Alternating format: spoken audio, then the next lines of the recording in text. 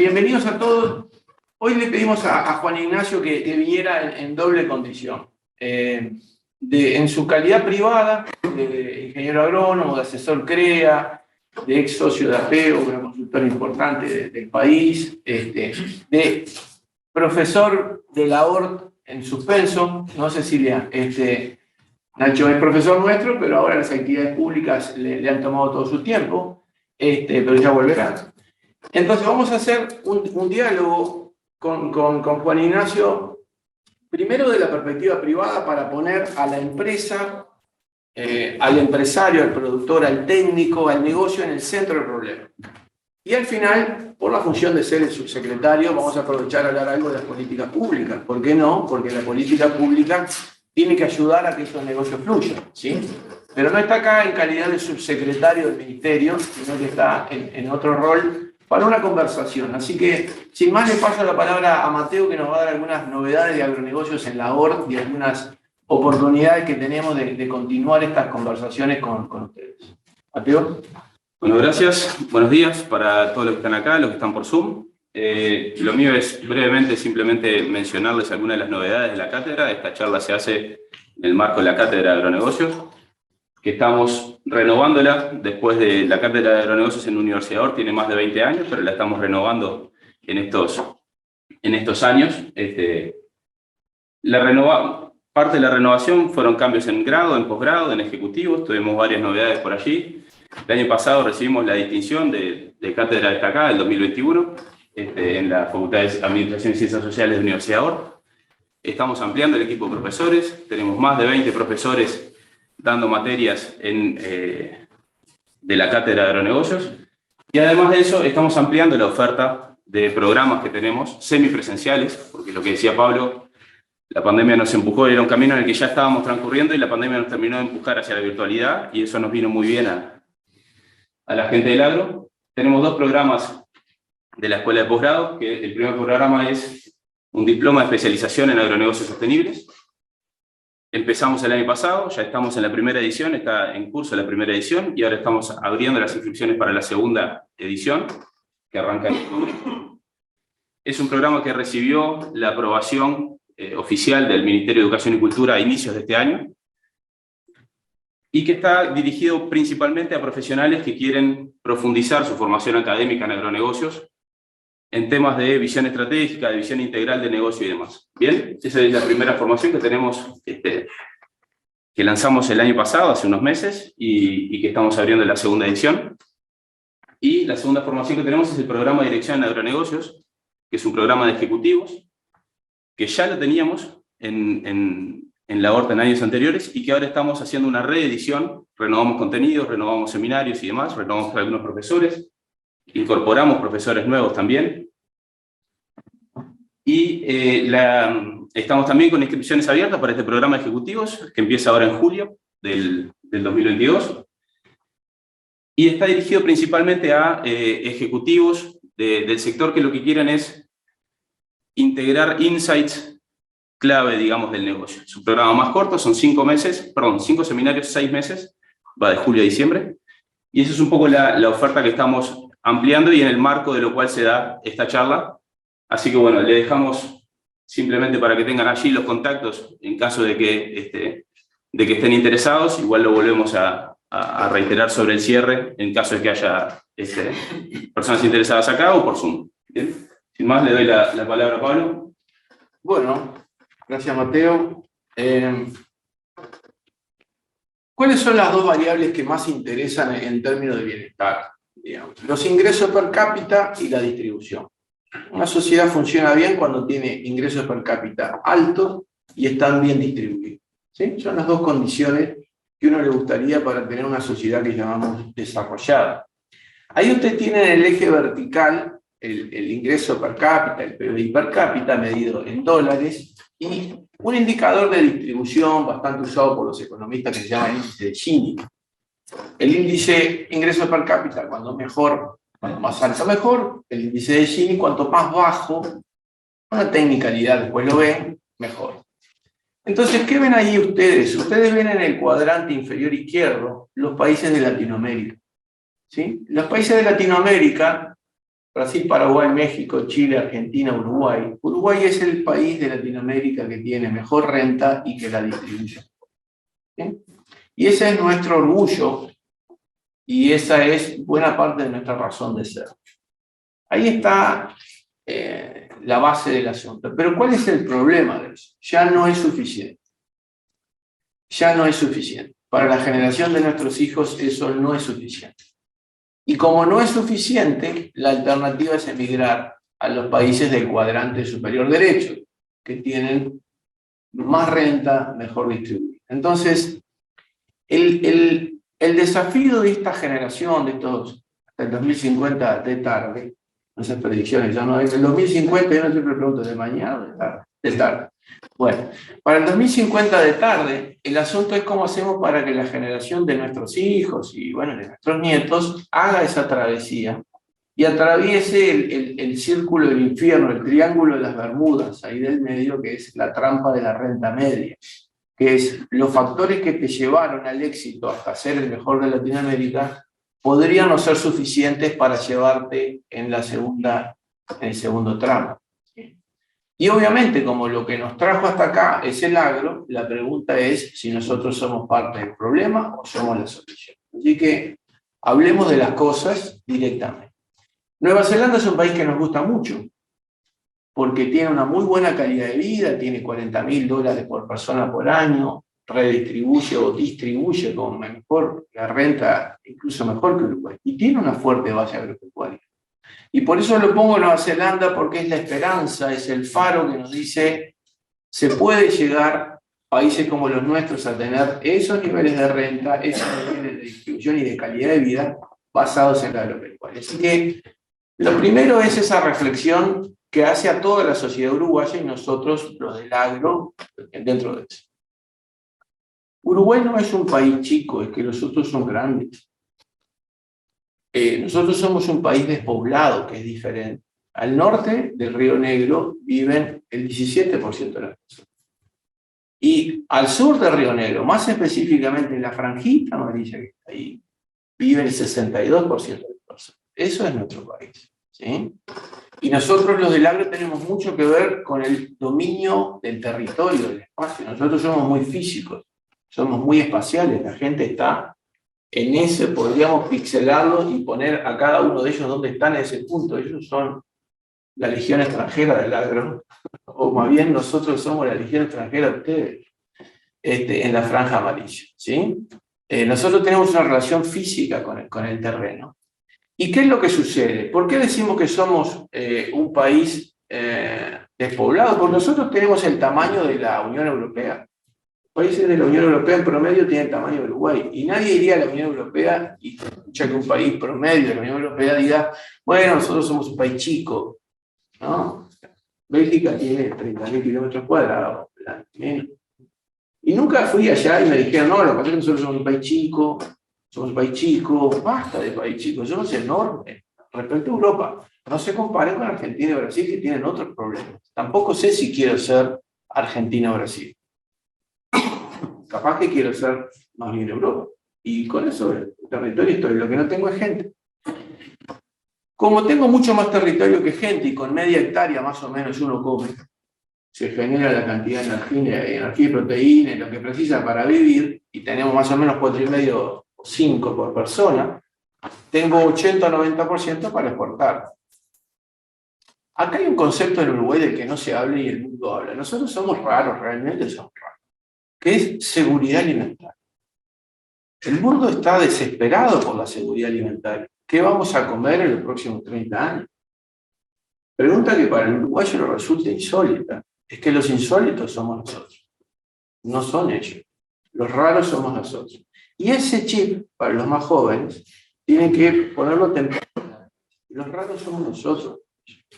Los excepcionales somos nosotros. Y entendernos desde esa excepcionalidad. Ahí está Uruguay metido. Si nos mudáramos, es una opción, Nacho, hablarlo con el presidente. Si nos mudáramos, yo sugeriría ponernos por ahí, digamos. Sí.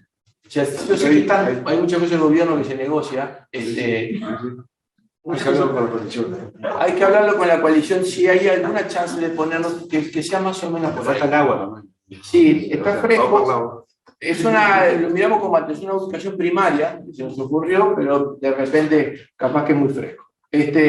Y capaz que algunos de los que están por ahí dicen, no, porque para el cultivo que yo estoy haciendo, ¿no? Va a haber algún agrónomo que ya está mirando y está pateando, porque bueno, eso todavía no está decidido. Bueno, que sepan que no lo toman como una definición de este país.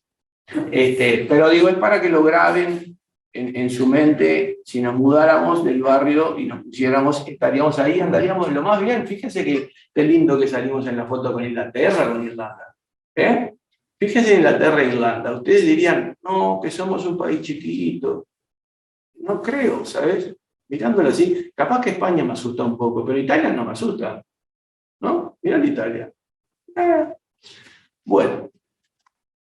Espero haberlos convencido de que no somos ricos, somos despoblados, y que lo que nosotros no hablamos de seguridad alimentaria, pero el resto del mundo sí. O sea, nosotros tenemos un activo fundamental. Podríamos alimentar 30 o 40 millones de personas si decidiéramos vivir. El problema es que los uruguayos ya decidimos que no queremos 40 millones de personas. Los desafíos que hagan esa encuesta, esas encuestas rápidas que se hacen. ¿A usted le gustaría vivir en un país de 40 millones de personas? Yo creo que sale el 99%. Cecilia, ¿te diga no? Ya tenemos un voto, dice Cecilia que no, se abrió la encuesta. Bueno, ese es el tema. Cuando vamos a los países donde hay 40 millones de personas nos sentimos raros, ¿sí? Bueno, esto es un fracaso profesional mío que uno hace toda su vida y carga con un fracaso y me voy a jubilar con este fracaso que nunca se midió verticalmente los agricultores, porque es muy difícil. El 7 o el 8% del PBI agropecuario mi país está perfecto, sumaste lo industrial, sumaste los servicios, no, es muy complicado. Y realmente complicado en las cuentas nacionales hacerse. Entonces nunca sabemos, nunca logramos hacer esto, que es lo horizontal, hacerlo. Empieza el 7-8%. Pero yo le pregunto a alguno de los que está acá que trabaja en el agro si alguien para en la portera en su análisis. Jamás nadie para en la portera. ¿Qué haces con la soja dentro del campo? No, está ahí, el ganado dentro del campo. Y ahí está, 8%. Sí, pero eso... Y no, yo voy hasta acá. ¿Y no te lo vas a llevar esa soja, esa carne, esa leche? ¿La vas a dejar ahí que se echa a perder? No, la voy a sacar. Ah, bueno, entonces contame el transporte. ¿A dónde va? ¿A una planta de silo? Contame la planta de silo. Va a un frigorífico, ¿qué te parece? Pero no solo eso, que es lo más obvio, que es el transporte, la logística y la industria. Acá hay profesores de finanzas. Ellos son verdes, están ahí disfrazados de azul. Estos profesores son profesores verdes, son nuestros, son del agro. Es decir, verticalmente es inteligencia que nosotros le ponemos para resolver un negocio, que es agronegocio.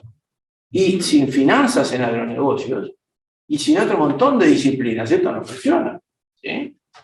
A mí siempre me intrigaba por qué nosotros no podíamos hacer un acuerdo con la Unión Europea durante 30 años si resulta que en Estados Unidos el agro representa dentro de porteras el 2% y en Europa representa... ¿Por qué tanto lío internacional por el 2%?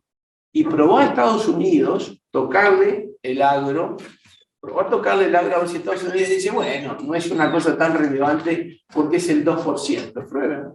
Con cualquiera de esos países que dice que dentro de porteras es el 1,5, el 2, el 3, prueben tocarle eso. Es causa nacional.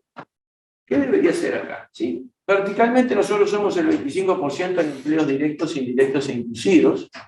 ¿Sí? En las exportaciones es lo más obvio. Somos muy fuertes en transables. Somos realmente competitivos en bienes. Ahora, por suerte, hay servicios que también compiten bien a nivel internacional. No queremos ser exclusivos porque no nos animamos a sostener ese viaje a los $40.000 por persona por año solo nosotros. Está en la hora que los demás hagan el viaje para nosotros. Nosotros lo venimos haciendo desde que nacimos.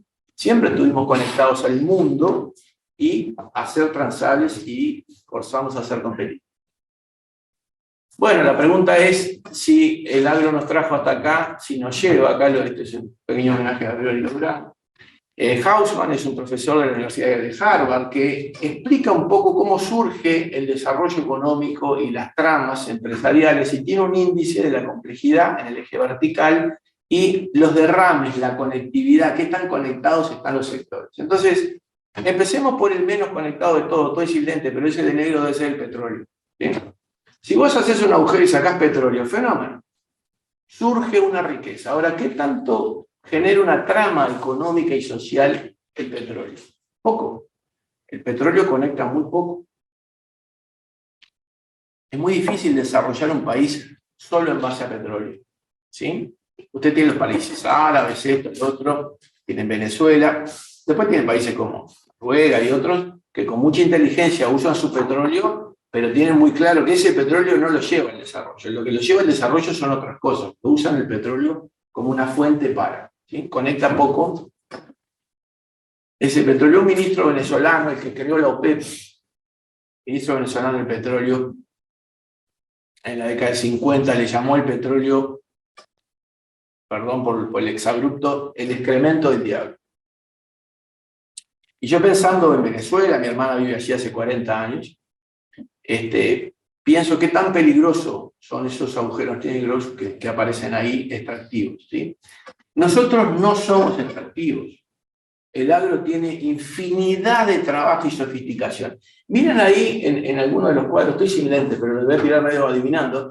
Nosotros estamos en las grandes cadenas nuestras, la cadena de los granos, la cadena de la pulpa y la celulosa, la cadena de las carnes. En varios de ellos estamos en mitad de tabla y mitad de tabla para arriba. Es decir, nosotros somos relativamente complejos y sofisticados y trenzamos muy bien en la sociedad. No es que se hace un agujero y sale una vaca. No, nunca vi. O haces un agujero y sale una soja, o haces un agujero y sale una planta de celulosa. No es así, es un poco más complejo. Y eso es responsabilidad nuestra transmitirlo a la sociedad. La complejidad, la riqueza, en todos los sentidos. Económicos, por supuesto, hay mucho negocio. 25%, agarran el PBI, bueno, 60.000 millones, debe haber 15.000 millones de dólares corriendo. Y la función de nosotros, de la cátedra aquí en la Universidad de Aborda, es explicarlo y promover esos 15.000 millones de dólares. No tenemos la maquinaria, que es la gran bola que está allá arriba. Es decir, no somos productores de toda esa industria. Pero tenemos una serie de cosas interesantes. O sea, los negocios generan todos esos derrames. Hay una teoría económica que dice que en el desarrollo uno primero exporta el commodity simple, después lo diferencia y exporta diferenciado, entonces algo commodity, algo diferenciado. Después exporta las ingenierías que te ayudaron a hacer el diferenciado, porque ya que la usaste para vos venderla, es como el que tiene la cosechadora para su campo, le sobra y termina arrendando para el de al lado, ¿no? Más o menos. Entonces cuando te agarras una capacidad muy grande, entonces la ingeniería la exportas, y el último es el know-how, que es nuestro destino. Nuestro destino es exportar know-how de agronegocios para América Latina. Demoraremos más, demoraremos menos en darnos cuenta y hacerlo. Este diploma de posgrado tiene esa vocación, por eso el poder hacerlo remoto, nosotros aspiramos a tener también alumnos internacionales. Y que ustedes generen una trama de colegas en América Latina que tengan a Uruguay como referencia y desde donde ustedes ejercer esa influencia. Sostenibilidad tiene mucho que ver con el largo plazo, tiene que ver con el ambiente. Los temas en el ambiente son de largo plazo. Nosotros estamos dando una batalla en el país por considerar correctamente el metano. ¿Sí? Los gases de efecto invernadero, el metano es un potente gas de efecto invernadero, tiene un problema y una oportunidad. El problema es que genera fuertemente más efecto que el CO2, 28 o 30 veces. Ese es su problema. Pero su oportunidad es que se rompe. A los 10-12 años el metano rompe y cicla y es CO2. Entonces estamos dando esta batalla y después, si hay tiempo, hablamos un poco más del problema de la sostenibilidad en gases de efecto invernadero, cuidado de los recursos. Lo que nosotros tenemos es tierra y agua. ¿Sí? No lo puse acá, pero somos de los países que tiene mejor dotación de tierra y agua per cápita del mundo. Cuando un inversor viene por la tierra y por el agua. Si no tenés el agua, no tenés nada. Y el agua es lo que trae todo el desarrollo. No voy a pasar acá para no tomarle más tiempo a la conversación con Nacho, pero bueno, el mal manejo, por ejemplo, de la pastura puede llevar y ahí es Alan Savory, que es el pastoreo rotativo, racional, o aceno, lo que sea. Si hay un buen manejo, puede llevar a a un campo totalmente sano, vivo, y un mal manejo puede llevar a la desertificación de los campos. Todo el tema del sumidero de carbono, el secuestro de carbono, podemos hablar con Juan Ignacio de eso, ¿no? Un breve pantallazo, porque esta charla va a tener un poco de coyuntura, el conversatorio que vamos a hacer con Nacho va a tener un poco de coyuntura y un poco de estructura. También los diplomas de ejecutivo, el programa ejecutivo tiene un foco más en lo coyuntural, en lo inmediato, en el negocio, y el diploma tiene una vocación un poco de más de largo plazo, así que según lo que el estudiante esté buscando. Bueno, esto parece ser un número impactante, ¿no? La soja 650, 3 millones de toneladas de soja, yo le hice una reflexión después de esto. $5 el ganado, más 5.20, 5.30 la tonelada, 5.000 y pico de dólares, faena de 2.600.000 animales. Este año quizá tengamos más de 30% en lácteos. Estamos con la tercera planta de celulosa para arrancar.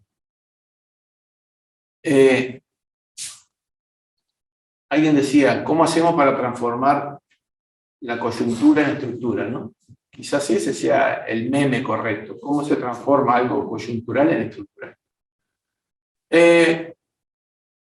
Nosotros esta charla vamos a tener no va a ser una charla, un interrogatorio, sino más bien ser unas reflexiones con Juan Ignacio, en 3 bloques. Los 2 primeros le pedí que se posicionara en el rol privado, ¿sí? No como en la función pública, sino como privado. Uno más en las cuestiones estructurales y después vamos a los rubros. Y en el último sí vamos a hablar un poquito de las políticas públicas, que es más de lo que pasa ahora. En lo estructural, el punto de reflexión, Juan Ignacio, sería el siguiente. Nosotros siempre analizamos nuestro país y sus fortalezas y debilidades como si lo estuviéramos vendiendo al exterior. Para atraer la inversión extranjera, entonces empezamos a mirar el país para atraer la inversión extranjera. No, Uruguay tiene esto, fíjate qué. Bueno, sabemos algunas de nuestras debilidades. Y yo digo, ¿por qué ese mismo análisis uno, en el caso del agro, no lo hace para atraer la inversión nacional en el agro? Porque uno ve mucha gente de la ciudad que tiene algunos ahorros y dice, yo capaz que invierto y compro ganado si me lo facilitas. O invierto en algún negocio agrícola, forestal o de este tipo. Entonces, hacemos el análisis de Uruguay para el extranjero, no para nosotros mismos, que deberíamos hacer. Y no lo hacemos también para la gente que ya está en el agro y que se hace la pregunta de si se va a quedar en el agro la siguiente generación. Es decir, el análisis debería ser para los 3 el mismo. Es decir, ¿cuáles son las fortalezas que tiene Uruguay y sus debilidades y cómo las trabajamos para atraer la inversión extranjera, atraer la inversión nacional que ya está acá, pero no está en el agro, y mantener o incrementar la inversión que sí está en el agro, ¿no? Entonces, ¿cómo te parás frente a esa reflexión? Pero ya te digo, más, en la primera parte, para Ignacio, más para el sombrero privado que público. Bueno, buenos días. La verdad que un gran gusto para mí estar como en casa acá en la Horta. Así que es bien disfrutable esto y me quedaría escuchándolo, Pablo, porque la verdad que es bien interesante cómo se desarrolla todo el conjunto de ideas. A ver, yo el pedido un poco pararme con la cabeza privada frente a esa reflexión. Y yo creo que ahí hay que empezar a analizar un poco la base. Así que a veces le erramos los análisis que hacemos en el marco de la discusión con los privados. Y acá yo me voy a poner bien en la cabeza de Apeo y de Fucrea, cuando fue coordinador ganadero y agrícola. Y yo creo que acá hay que analizar el negocio agropecuario en las 3 grandes dotaciones de capital que tiene. La tierra, el capital, o sea, el ganado y el capital trabajo, lo más riesgoso. Y ese análisis creo que nunca nosotros lo hacemos a la interna de las empresas. Nosotros analizamos todo un globo como si todo fuera lo mismo. Y partir el análisis de eso, partir de que una empresa tiene una dotación de capital que tiene baja rentabilidad y bajo riesgo vinculada a lo que es la tierra, tiene una dotación de capital que tiene los vaivenes de las relaciones de precio, el ganado sube, baja y demás, y tiene una dotación de capital que está sujeta a alto riesgo, por ejemplo, gasto en semillas, fertilizantes, hacer praderas, o sea, analizar esas tres dimensiones del negocio, pararse de ese lugar, me parece que empieza a generar oportunidades para todos los sectores. Y, por ejemplo, para canalizar inversiones, que es un poco tu pregunta. O sea, si nosotros tenemos un país que es atractivo para traer inversión extranjera, ¿por qué no lo es a secas atractivo para traer inversión para cualquiera? Y eso opera para los uruguayos, para los actores que están más cerca del agronegocio o actores que están más lejos del agronegocio. Entonces, cuando uno lo parte de esa manera, empieza a detectar formidables oportunidades de negocio. Si uno saca la tierra en las evaluaciones de las carpetas CREA, la rentabilidad sobre el capital que tiene arriba no baja de 9 nunca. O sea, no baja nunca de 9. Todo lo que vos pones arriba de la tierra nunca baja de 9. Por lo tanto, ahí hay una oportunidad de negocio y de generar, digamos, oportunidades para complejizar y conectar, como el gráfico de Hauptmann, formidable. Y ahí hay oportunidades para que se consolide ese negocio. Pero ¿qué tiene que pasar para que se consolide? Y estoy hablando 100% de la estrategia privada. Lo que tiene que pasar es que haya confianza y previsibilidad. Apeo es una empresa que administra campo, o sea, que tiene 3 patas. Administra campo, gestiona información y vende información, y tiene una vinculación institucional, o sea, tiene un vínculo de consultoría y relacionamiento institucional, con el INE, con el SUL. Pero ¿qué es lo que vende? Lo que vende es previsibilidad. Lo que vende es que toda la energía la pone en mirar hacia adelante el desarrollo de las empresas.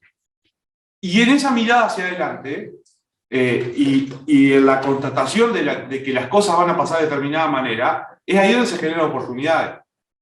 Apeo conectaba gente que quería colocar plata y Apeo lo traducía, lo ponía en la inversión en pradera.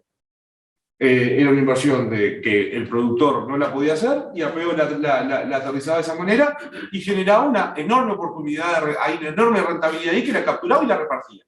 Por lo tanto, si queremos avanzar en generar canales de inversión o aterrizaje de inversión, lo que tenemos que trabajar es en 2 patas, en dar la certeza, y la certeza se da a través de la información, y en comprarnos la complejidad. Claro que es mucho más complejo, vos acá tenés que sentar a la mesa a varios actores para poder traducir esas inversiones que se van a hacer. Pero cambiar la lógica, y me parece que una empresa es muy sana analizarse siempre en estas 3 dimensiones.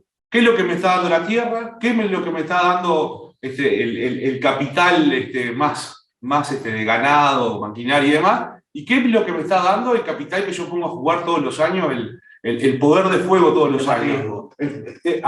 Y analizarlo en esos términos. Una empresa va a ver que tiene una misma empresa va a ver que tiene 3 negocios distintos. Y probablemente, como la gran mayoría de las empresas uruguayas que son familiares, cuando se siente la familia va a analizar diferentes cosas de la empresa.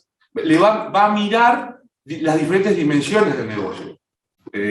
Alguien capaz que más lejos del negocio, de la actividad y de la dinámica del negocio agropecuario, va a mirar la parte más robusta, la tierra, la rentabilidad y demás. Alguien que está más jugado y más cerca del negocio va a encontrar atractivo en ver otras de las dimensiones de la conformación de estas 3 capítulos de capital. Entonces, si el Uruguay estructuralmente trabaja para aterrizar inversión. Desarrolla instrumentos específicos para poder hacer atractivas las inversiones. Todo lo que es el último decreto de la COMAP, y esto lo hago porque realmente es tangible, realmente es fantástico. O sea, no sé cuántos proyectos hay hoy, pero debe haber más de 900 proyectos solamente vinculados al agro en 2 años de normativa vigente, en el marco de estas normativas. Es el pico de proyectos que se han presentado para la COMAP. O sea, somos agresivos en el sentido de generar atractivo para la inversión, no solamente por esto de COMAP, sino que es lo más cosmético, sino que tenemos otras cosas más de fondo que nos hace atractivo para la inversión. Somos atractivos, pero tenemos en el sector agropecuario oportunidades fantásticas para poder, canalizar inversiones. Y ahí también el rol de los propios agrónomos. A veces los agrónomos nosotros... De los técnicos, de los ¿no? técnicos, para no discriminar. bueno, ¿no? sí, de los técnicos, tenés razón. Ahí nosotros tenemos una formación que a veces la queremos como ir de punta a punta. Me parece que la formación de los agrónomos, o de los técnicos, perdón. Hay veterinarios en Exactamente, ya es algo veterinario. Siempre nos forman con una lógica de saber todo de todo, y creo que hay espacio para todo. O sea, hay perfiles en donde se pondrá un foco en las especificidades técnicas y demás, pero hay un perfil como que no está del todo abonado, que es el desarrollo de negocio, como grandes articuladores de desarrollo de negocio. O sea, yo estoy convencido de que muchas de las tareas, digamos, que un agrónomo a veces tendía a verticalizar, o sea, saber cuál es el último polvito mágico y llegar a la rentabilidad, parece que el agrónomo tiene que saber de todo. Muchas de las tareas en esa cadena van a estar verticalizadas por las propias empresas proveedoras de insumos. O sea, va a ser la propia empresa proveedora de insumos que me va a dar qué producto, cuándo, y hasta la logística me la va a resolver. Y el agrónomo en sí, o sea, o un rol del agrónomo que hay que explorar mucho más, es como ese articulador y generador de negocio, como ese conector, y en donde salir de la trampa de la jornada. O sea, el agrónomo para mí, siempre que se discute la jornada, te queda solamente una variable para discutir, para hacer plata, el valor de la jornada. Y en definitiva eso no te lleva a que vos estés jugado a lo que cobran los cracks como tú, y ahí bajarle un poco, pero me parece que para canalizar la inversión y que eso digamos, se traduzca, todos tenemos que hacer cosas. Los técnicos vinculados a la actividad agropecuaria, me parece que tenemos cosas para hacer los grandes catalizadores del desarrollo de los negocios. Las propias empresas tienen que cambiar su lógica de cómo la están analizando, y más con una perspectiva de crecimiento y demás. ¿Por qué una empresa solamente va a crecer? O pensamos de que la próxima generación, que van a ser más, solamente van a poder seguir estando en el campo si solamente crecen en área. No podrán desarrollar y sofisticar el modelo de negocio, no podrán crecer en otras dimensiones, y eso es quizá la mayor oportunidad. Pensar en crecer hoy en tierra, que vale lo que vale, es quizá el camino, es condenar a esa empresa a que no siga para adelante. Pensar las empresas por fuera un poco de los límites tradicionales de que si hoy yo soy uno con 3 hijos y preciso por 3 tierras, capaz que no va a llegar. Hablamos un poco ahí, estamos hablando de la sostenibilidad económica, es decir, qué genera rentabilidad, negocios estructurales. Hablemos un poco de sostenibilidad ambiental desde la perspectiva privada, digamos, ¿no? El privado recibe esto como amenaza, como oportunidad. En el diploma siempre hacemos esa pregunta al inicio a los estudiantes, ¿no? Digamos, todo este tema de la sostenibilidad ambiental lo perciben como una amenaza, una oportunidad, amenaza en dónde, oportunidad en dónde, ¿no? El privado, estas visiones, ¿cómo lo ves tú? ¿Dónde hay allí oportunidades de hacer cosas? ¿O primero deberíamos cuidar el arco propio para después hacer los goles? O sea, ¿cómo deberíamos tomar eso? No desde las políticas públicas, que después vamos a hablar, sino de la perspectiva privada, ¿dónde ¿qué se abre? Pensando en esto nuevo que tú decís, que no es todo el negocio, decir, bueno, hago el mismo negocio, amplío la tierra, sino hago otros negocios diferentes. En esos negocios diferentes, ¿hay negocios de este tipo? ¿Hay que ir a otros lugares de la cadena, escalar? ¿Cómo es? A ver, tengo 2 partes de la pregunta. La primera es que el principal motivado o el principal preocupado de los temas ambientales como un gran capítulo es el propio productor agropecuario. O sea, y esto no es cliché. Basta conversar con los productores para saber de que son los principales preocupados de hacer las cosas de lo mejor posible sin afectar al ambiente, porque en definitiva están afectando el lugar donde viven. Y eso no es de ahora, es de siempre. O sea, yo ahí en la dimensión ambiental, la resistencia nunca está puesta a los productores. De hecho, uno chasquea los dedos y hace una actividad de corte ambiental y los productores están todos. O sea, hay una avidez. Y hay una avidez primero, porque están preocupados por el tema, pero segundo es para también decir, ¿realmente somos los culpables de todo? ¿Realmente tenemos la culpa de que las cosas negativas ambientales sean responsabilidad de nosotros? Yo creo que están demandando respuestas claras en dónde están los problemas, que los hay, tenemos malas prácticas y eso existe, están contratadas, pero también las cosas buenas que hacemos. O sea, lo ambiental en los productores, lejos de ser digamos, de decir, no me converses de esto porque me va a generar problemas, es absolutamente al revés. Te profundizo en la pregunta. Parte de esos resultados económicos que estamos teniendo, esos números interesantes, ¿no deberíamos invertirlos en la gestión ambiental, pero más a nivel privado? O sea, el rol público es el marco normativo, la gestión propiamente de la... Estoy pensando en herbicidas, pesticidas, fertilización, percolación, uso de agua, contaminación de esto, del otro, o sea, una cierta sofisticación que cuando uno en el tema ambiental y esto y de contaminación, de todo tipo, uno se pone, hay un camino grande y tiene que darle alguna forma empresarial a eso, en empresas más bien de servicios, ¿no? Que brinden servicios de gestión ambiental. ¿Cómo has escuchado o no has escuchado? ¿Apego va a hacer eso? No sé, hay que preguntarle a los dueños ahora. A los dueños no. las empresas de ese tipo, digamos, ¿no? Empresas de know-how, empresas de cerebro que miren el ambiente como una oportunidad de negocio, ¿no? En el sentido de decir, la gran brocha gorda está, el alimento se va a precisar, pero va a haber que gestionar ese alimento mucho más fino, así como hablamos de agricultura de precisión, ganadería de precisión. No es la hora de un ambiente de precisión con gestión ambiental más precisa y ahora sí muy medida y muy ¿cómo?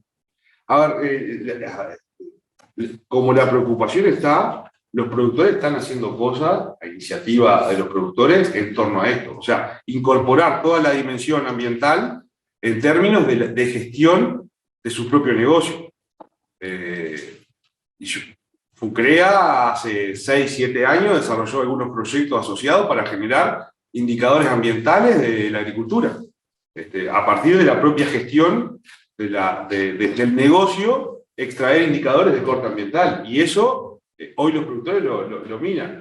Productores que están por fuera, capaz que de FUCREA, hay varios ejemplos de productores que están avanzando en incorporar al número económico el set de indicadores desde el punto de vista ambiental y no como acervo cultural, sino que sirva para retroalimentar algunas decisiones en el propio negocio en sí. Yo creo que esa es una pata que siempre estuvo presente en términos cualitativos, que siempre estuvo presente con acciones concretas, curvas de nivel, plan y manejo de suelo. O sea, el Uruguay y los productores siempre han aplicado medidas de corte ambiental para preservar los recursos. Creo que estamos entrando en una nueva dimensión en donde esa dinámica ambiental o esa problemática o ese tema ambiental va a empezar a estar traducida en indicadores concretos que permitan ese proceso de retroalimentación y toma de decisiones. Y ahí sí, para el último bloque, creo que desde el Estado hay cosas para hacer en ese sentido para ser catalizadores de este proceso, porque que la discusión ambiental está, que la discusión ambiental cada vez tensiona hacia dónde ir las discusiones y los negocios. Entonces creo que desde el Estado hay una oportunidad concreta de trabajar en este sentido, pero lo dejamos por ahí. Pero la pregunta concreta es, si los productores en este marco están pensando en invertir para mejorar las condiciones ambientales de producción, la respuesta genérica es sí. Habrá que con más énfasis o menos énfasis, pero hoy un productor lechero, y corregime Martín, está preocupado por todo lo que es lo efluente. Hoy un productor agrícola está bien preocupado porque el propio negocio se lo exige de qué agroquímicos utiliza cada cultivo. O sea, hoy nosotros tenemos la colza, que es quizás el mejor cultivo de invierno que tenemos hoy. Lo tenemos sustentado en que los productores tengan buenas prácticas agrícolas en todo el proceso de producción, porque si no, se nos cae Europa, que es el mercado del país. Entonces, ya está. ya se está dando eso de que cosas ambientales están afectando al negocio y cosas del negocio están afectando a los ambientales, y esa relación ya está, y los productores están haciendo cosas en ese vínculo. ¿El mercado será suficiente para eso, o en el sentido de los estímulos del mercado, del consumidor final, esto, otro, o vamos a tener que hacer algo de la demanda tirando eso, o vamos a tener algo que hacer la oferta con una visión más estratégica país de Uruguay, país despoblado y verde? Bueno, pero lo que pasa es que, a ver, yo creo que el mercado es un driver bien relevante, pero también hay definiciones, creo que son las dos cosas. O sea, uno no puede digamos, imponer a través de norma solamente, y no puede solamente dejar librado el mercado. Me parece que es un balance de las dos cosas. Bueno, en el arroz, por ejemplo, el arroz en algún momento se decidió no transgénico, y eso... Te lo digo como estrategia país, Juan Ignacio, porque, por ejemplo, en Europa, estábamos cerca de Irlanda, ahí en el mapita, el país que tiene definido eso como estrategia es Irlanda, origen verde. Entonces, el Borbida es un organismo que supervisa toda la producción de alimentos. En un momento tomó esa definición, y a partir de tomar la definición realizó acciones masivas, institucionales, de inversión, etcétera, para decir, vamos para allá, ¿no? Con lo, Heineken y todo lo verde, sino de decir, vamos para el origen verde, que bueno, eso es una definición que Uruguay no ha tomado. Sí tenemos una definición de Uruguay natural, y hemos estado cerca de, pero más en un plano inicial, que propiamente decir, no, es una estrategia, requiere estas acciones, en fin, te lo dejo como reflexión, porque eso después marca la acción, el espacio para los privados. Incluso asociado a esto, a ver, que el tema ambiental no va a quedar solo supeditado a las relaciones o a los estímulos del mercado, o señales del mercado. En Uruguay eso es claro. Es claro desde antes, pero en esta administración, por ejemplo, se dotó de estatura ministerial lo que es el ambiente. O sea, hoy tenemos un Ministerio de Ambiente que necesariamente marca políticamente de que no va a ser solo señales de mercado, sino que desde el gobierno van a haber hay lineamientos asociados a lo ambiental. Lo segundo es que ya hay definiciones en ese sentido, digamos. Nosotros, y esas definiciones bien como lo hace Uruguay, o sea, generando algunos consensos y demás, y en algún punto el Estado definiendo. Nosotros tenemos productos agroquímicos que solamente lo podemos aplicar si el mosquito tiene el monitoreo satelital. Y eso claramente es una norma, genera una oportunidad de negocio para algunos actores, y nosotros, digamos, estamos alineando una serie de acciones desde el gobierno en donde todo este énfasis ambiental lo estamos también poniendo en clave de norma. Yo creo que, a ver, en todo lo ambiental, que hablamos de la dimensión ambiental, económica y social, como para hacer algo sostenible, me parece que es una discusión que no es suficiente para discutir todo esto, porque es demasiado complejo. Porque hay tensiones, y esas tensiones hay que encontrar los ámbitos para dirimirlas. O sea, no es que discutamos desde una mirada ambiental, o de solo económico, o de solo social. Nosotros tenemos que sustituir, para mí, eso de ambiental, social y económico por equitativo, que es la tensión que se da entre lo social y lo económico, vivible, que es la tensión que se da entre lo social y lo ambiental, y viable, que es la tensión que se da entre lo ambiental y lo económico. Porque necesariamente, o sea, discutir estos temas lleva a que tengamos que tener mesas de consenso, siempre va a haber tensiones. Y la construcción, ya sea de las normativas y demás, van a ser fruto de esa interacción. Para cerrar este bloque, una pasadita solo sobre el tema sostenibilidad social. Y voy a empezar de un lado.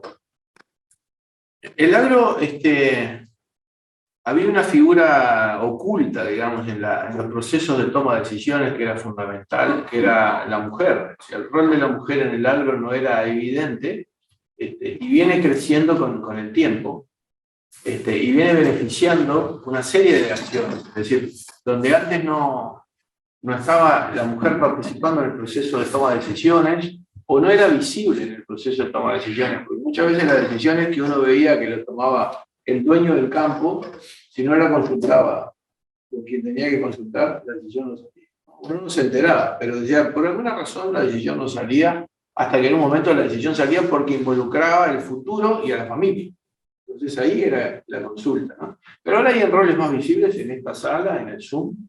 Es decir, estamos empezando a explotar más un recurso que el país tenía y que ojalá se siga desarrollando. Ojalá atraigamos más jóvenes a la ciencia, a la tecnología, a la innovación y al agro.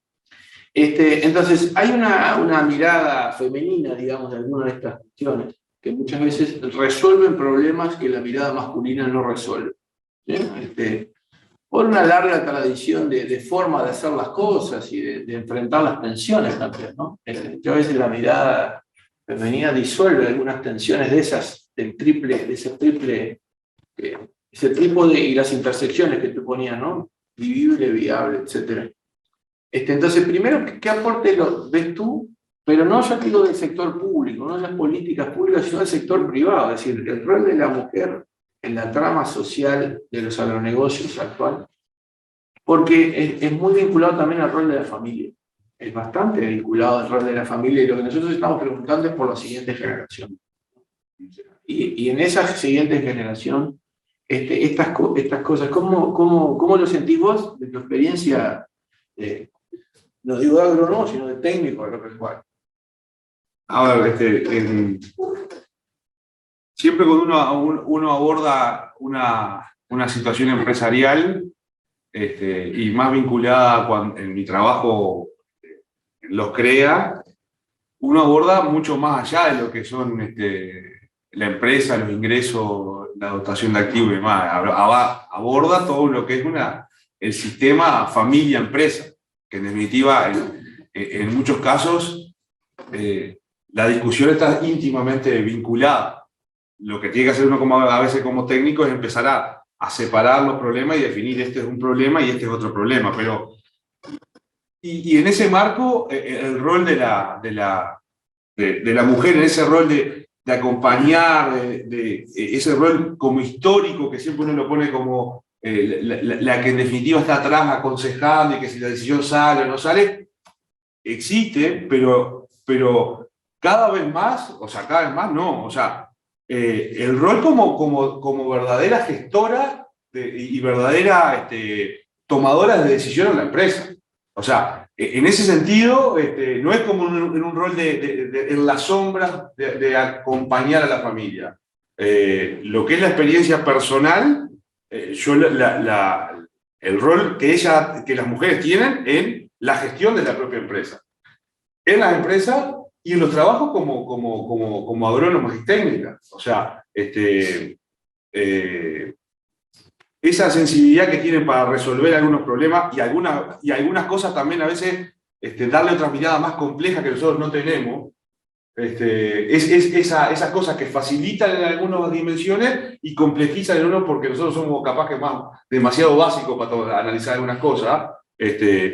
Me parece que esa sinergia es sumamente enriquecedora, pero desde mi lugar, como técnico privado, ese rol de mujer en la sombra que decía sí o no las decisiones, pero en la sombra, yo lo visualizo o lo viví mucho más de la mujer discutiendo, analizando, poniendo, decir, comprar sí, comprar no, arrendar sí, o sea, y como técnica, a la par, con todas las dificultades que tiene, porque siempre que hay cada una técnica hay 9 hombres, entonces, con todas esas dificultades que hay de convivencia que se generan, pero esas técnicas dando insumos con una sensibilidad distinta a lo que damos nosotros.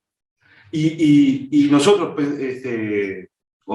desde la cabeza capaz que personal como hombre, que algo que para mí es uno da dos, y en realidad no, era más complejo. Entonces, no podemos perdernos todo un capital que hay en las mujeres para el aporte significativo en el desarrollo del negocio, en el desarrollo de esos entramados y demás. No podemos perdernos esas miradas diferentes que tenemos de las cosas. Nosotros capaz que viendo las cosas más simples y ella viendo las cosas más complejas, pero esa síntesis siempre es superadora. Y lo que sí tenemos que hacer cosas, porque en realidad, tanto en los negocios y demás, sigue operando el machismo. O sea, sería medio hipócrita si te dijera que no. Entonces, si a mí me preguntan, ¿hay que hacer políticas activas para jerarquizar el rol y facilitar el rol de las mujeres? Y sí, hay que hacerlo.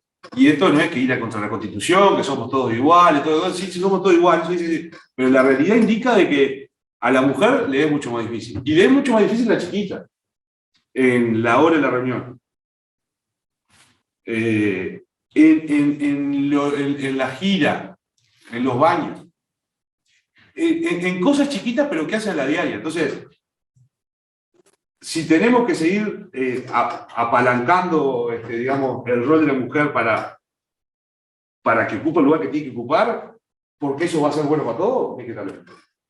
Y la juventud, siempre dice, no, los jóvenes en el campo es muy duro y no tenés comodidad. Estábamos el otro día en el Congreso de Formación Rural y se hablaba un poco de eso, ¿no? Del norte, de la lejanía, de lo vacío de la infraestructura, lo difícil de los caminos, las telecomunicaciones, etcétera, ¿no? Pero ahora tenemos internet que cubre, o sea, cualquiera de los que nos acompañan hoy pueden estar realmente muy distantes de un centro importante en densidad, ¿no? Es decir, se ha roto un poco esa barrera. Sin embargo, tenemos la duda de si va a ser atractivo para los jóvenes y varios tipos de jóvenes en distintos estratos de producción, ¿no? En la empresa de escala, pero también en la empresa más chica, ¿no? Que a veces tiene restricciones para generar renta para la siguiente generación, ¿no? Lo que hablamos de los negocios. ¿Cómo ves ese tema? Pero yo te digo, de la perspectiva no pública, sino de la perspectiva privada, cuando vos decís, ¿tengo el recurso joven para trabajar o cada vez se me va envejeciendo la población en el campo? Y muchas de las cosas de innovación y de tecnología y de cambios que hay que hacer se demoran y se retrasan porque está la misma generación que va quedando y no logra anclar a la siguiente. ¿Cómo lo has vivido? O sea, el tema generacional es un tema en el sector agropecuario y hace poquito, o sea, uno de los últimos trabajos que hice fue agarrar un proyecto que el Giprocar del Este, que fue hacer un seguimiento de empresas allá del este del sistema de arroz pastura, y 15 años después hacer el mismo seguimiento a esas empresas. Y 15 años después me junté con los mismos, estaban los mismos. O sea, la edad promedio era 67 años, de la gente que seguía tomando decisiones ahí. Entonces, claramente, el tema generacional y que no vengan, y que no esté una sucesión generacional armada, eso conspira contra quizás mayor velocidad. Que las empresas se detuvieron, no, porque son gente que igual toma decisiones, avanza y demás. Yo creo que los jóvenes son fundamentales para cualquier desarrollo de negocio, pero en el sector agropecuario, que tiene esos procesos largos, esos procesos de maduración de los negocios que son necesariamente largos, son fundamentales para ver esa perspectiva. Y yo creo que ahí hay un tema de que las empresas familiares en algún momento tienen que sentarse a conversar y eso es fundamental. O sea, ¿para qué tenés la empresa? Digamos, la tenés para dar ganancia, para dar trabajo, para dar ganancia y dar trabajo, para como reserva de capital. O sea, el dueño controlante en algún momento tiene que tomar la decisión de sentarse y decir, bueno, ¿para qué quiero yo la empresa? Y en definitiva, en algún momento tiene que empezar a preguntar a las nuevas generaciones para qué la van a querer ustedes y empezar a trabajar en esa sinergia. Entonces, la mayoría de los problemas que yo asistí en la parte privada era que no estaban esos diálogos debidamente fluidos entre el dueño controlante y esa futura sociedad hermana. Pero también me parece que el agro se vende mal, o sea, se vende mal, porque yo doy clase acá a gurises, o daba clase a gurises de 20, 19, 20 años. Y una de las cosas que primero le hacía era, a ver, qué proyectos habían armado, qué cosas habían hecho. Y habían hecho capaz que una aplicación de vender hamburguesas. ¿Por qué nadie pone al agro, o por qué nadie se pone a trabajar en alguna aplicación o algo para el agro? No sé, digamos. Como que no estaba en la agenda. Y yo creo que no está en la agenda porque no hemos sabido transmitir las oportunidades de negocio que tiene esto. O sea, los jóvenes, no solo los vinculados al sector agropecuario, que pueden ser hijos de productor, los jóvenes en general visualizan el agro como un sector que tiene altísimas barreras de entrada. Y yo creo que vamos transitando a que esas barreras de entrada se achiquen, porque hay oportunidades para dar servicios. Hay oportunidades para conectar inversores para irse a algunos de las puntas estas de activos que hablábamos al inicio. O sea, hay enorme oportunidad. Entonces, yo creo que el agro todo el sistema no se ha sabido vender para ser atractivo para que las nuevas generaciones estén visualizando en el sector agropecuario un enorme potencial de desarrollo profesional y personal y demás. Yo creo que la virtualidad esto ayuda enormemente, o sea, conecta, acerca y demás, pero me parece que en las cosas duras tenemos que trabajar mucho más en la oportunidad de negocio. Y como gobierno o desde el Estado debería ser interesante que catalizaran estos procesos. Colonización, que no es para hablar ahora, pero colonización me imagino que tenemos que generar algún producto con esta lógica, que pueda ser atractivo para los jóvenes en esta lógica de, no es que necesite la tierra para estar vinculado al sector agropecuario. Hay otro conjunto de cosas que yo puedo hacer que me van a permitir desarrollarme profesionalmente. En función de los tiempos vamos a fusionar el bloque 2 y 3, así dejamos espacio para la pregunta, Mateo. Estaba en la invitación, decía dónde podía mandar preguntas. En el numerito que está abajo, a la derecha, pueden mandar ese número, ya están llegando algunas preguntas. Perfecto, entonces vamos a compactar un poco el bloque 2 y 3, Nacho, y hablemos de los rubros y de la coyuntura y cómo transformarla en estructura. Y con una mirada ya más pública, ¿sí? Desarrollo sostenible tiene que ver con el largo plazo.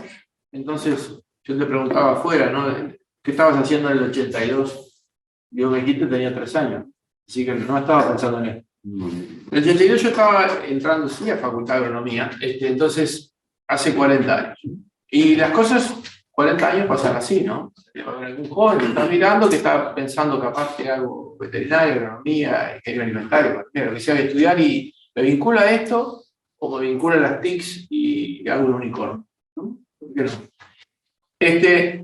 ¿Cómo era esto hace 40 años? Porque seguro uno dice, hace 40 años era así, hoy estoy acá, y lo que nos cuesta es cómo va a ser el 2062 de mañana.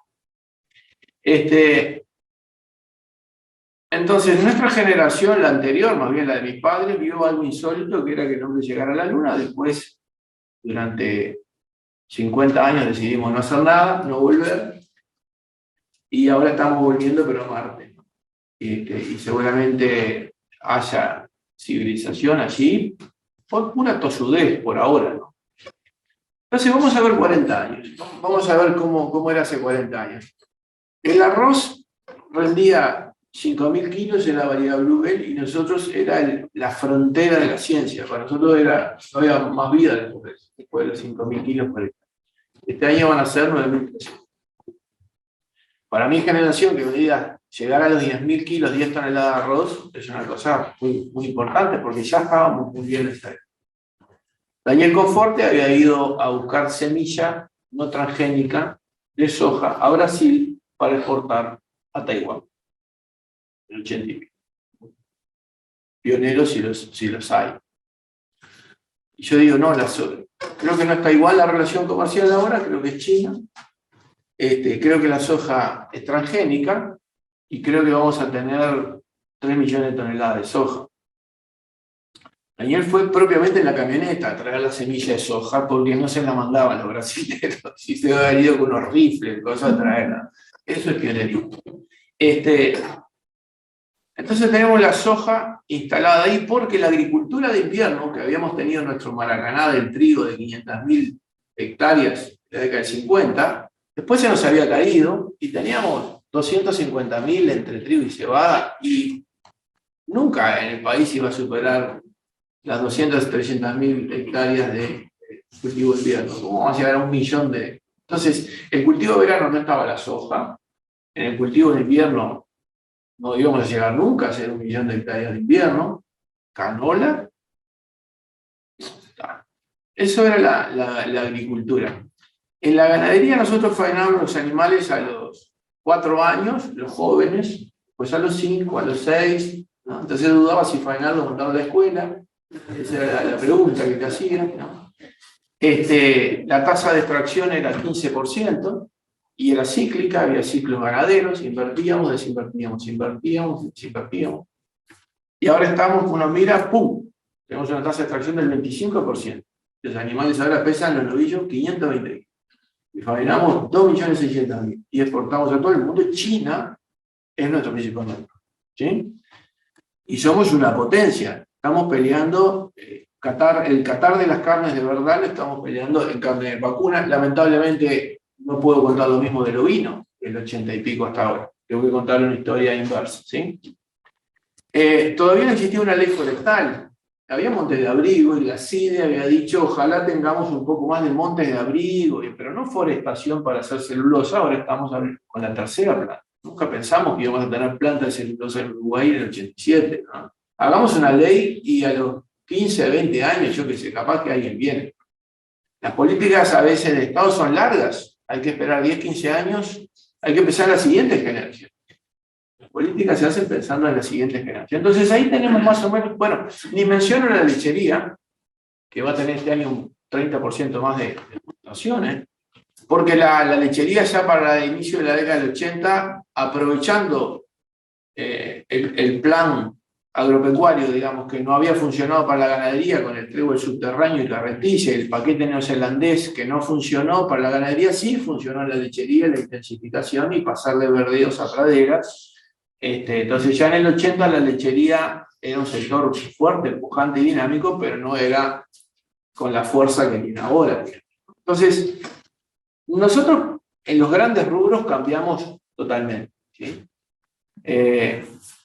No ha cambiado la hortifruticultura, los rubros de mercado interno. Entonces uno lo primero que siente es el hecho de ser un país despoblado y no tener un mercado interno hace que algunos rubros que quedaron entrampados en el mercado interno son más incipientes. Y los que se conectaron y mantuvieron la conexión inicial que este país siempre tuvo con los mercados externos se desarrollaron. Nosotros firmamos, Artigas firmó un TLC 1817 con el Reino Unido. Si Artigas rechazó a los ingleses en 1806 y 7 y 10 años después, cuando vinieron, la purificación, allá en el norte, firmó un TLC de la época, ¿no? Que era puertos libres, comercio, ¿sí? Demoramos 200 años en volver a las ideas de Artigas, ¿sí? Nos está costando un poco, como de reacción lenta. Pero siempre esos rubros nacieron conectados al mundo. Entonces, da la impresión de que los rubros conectados al mundo, estos, tienen de alguna manera una dinámica. Los más de mercado interno les cuesta más y todavía aparecen rubros prohibidos para nosotros en 1982, como el cannabis. A nadie en su sano juicio se le ocurriría al gobierno cívico-militar preguntarle en el 82 si se podía cultivar cannabis en el Uruguay. Y hay otros rubros alternativos dentro de los agronegocios que nos quedan cerca y que seguido son una pregunta de si vale la pena. Entonces, quería un poco una reflexión tuya de cómo ves el panorama de los rubros en su potencial.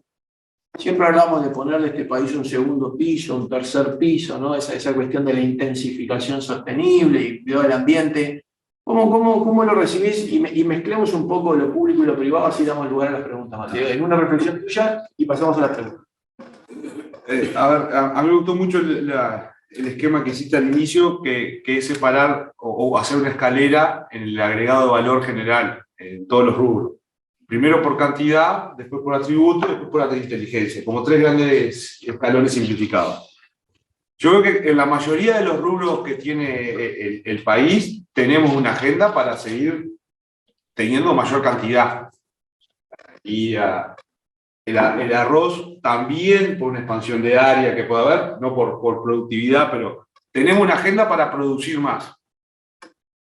Tenemos una agenda que ya está compuesta por el agregado de atributos, que, digamos, y para simplificar, que producimos como la gente quiere comprar en el mundo. Y tenemos una agenda absolutamente inexplorada asociada a la venta de nuestra inteligencia, que en realidad la hacemos en clave de consultores, que está bárbaro, pero no la hacemos en clave país. No hemos definido que ahí tenemos una oportunidad para poder generar valor a partir de la venta de inteligencia. Entonces, ¿qué cosas hay que hacer para transitar estos escalones? Y yo vuelvo a las cosas medias de fondo que un Ministerio de Ganadería tiene que hacer, que es sus bienes públicos, que es básicamente lo que a este país o al sector agropecuario lo ha hecho un sector exitoso en términos de asociación internacional y demás, han sido los bienes públicos. En algún momento la sociedad definió de que tenía que gastar y destinar recursos a todo el DICOSE, en los temas sanitarios, el SNIG, o sea, la propia institucionalidad. Entonces, los bienes públicos que el Uruguay ha desarrollado,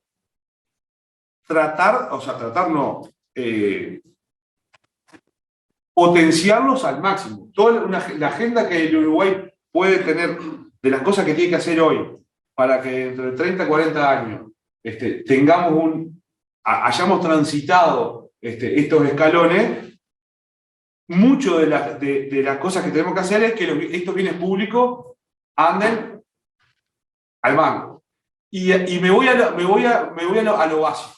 O sea, cuando hablamos de la ganadería es como un gran buque que adolece de un EPP, un equilibrio perverso perfecto. O sea, saliendo de la coyuntura, nacen 2.800.000, faenamos 2.200.000, 2.300.000, más allá de los números exportamos 200, 300 y se nos muere y comemos 200, 300. Y ahí más o menos los equilibrios más o menos estaba equilibrado. Cuando en algún año salimos de ese equilibrio, salimos a 600.000 exportaciones de tamaño en pie, bueno, se generó como un ruido.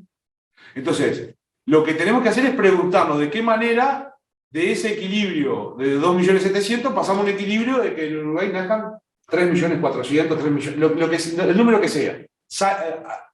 Aumentar ese valor. Y gran parte depende de que se potencien y que trabajen fuerte los bienes públicos, acceso al mercado. Acá estamos diciendo, bueno, tenemos que sudeste asiático, tenemos que explorar, tenemos que seguir capitalizando China, pero tenemos que diversificar con otros mercados. Bueno, la agenda del ministerio para que eso suceda, y cuando hablamos de acceso al mercado hoy tenemos que contestar un cuestionario, es eso.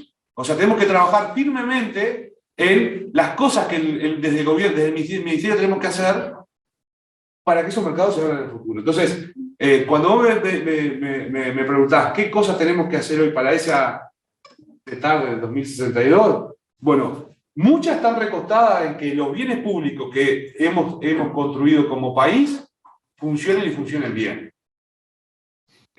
Aspectos sanitarios, aspectos de acceso al mercado, aspectos asociados a la institucionalidad. Esa mayor tensión va a llevar que lo ambiental cada vez esté más tensionado. Y ahí sí me parece que hay una oportunidad desde el gobierno para poder tangibilizar por primera vez nuestro valor agregado ambiental. Pero más allá de eso, es que este gobierno decidió que va a financiar su déficit fiscal a partir de bonos verdes.